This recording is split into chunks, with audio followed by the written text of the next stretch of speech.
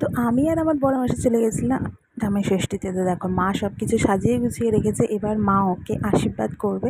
তো দেখো ফল টল মিষ্টি দিয়ে সব সাজিয়ে গুছিয়ে ওকে দিয়েছে খেতে। মা এখন তুমি এখানে বসো বাবু, আসো আসো শোনা বাবু, আমি এরকম আসো।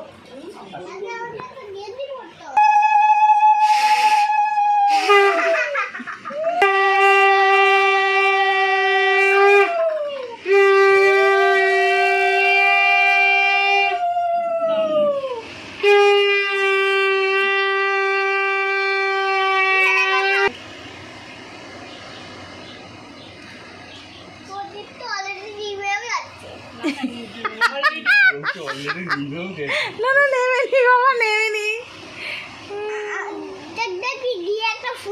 এই না না নেওয়া তো নেওয়া তো না।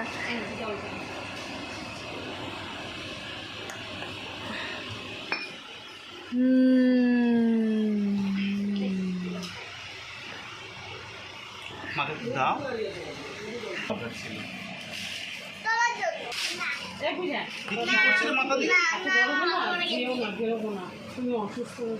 গরমের মধ্যে যাই নিজের বাড়ি কি করবি।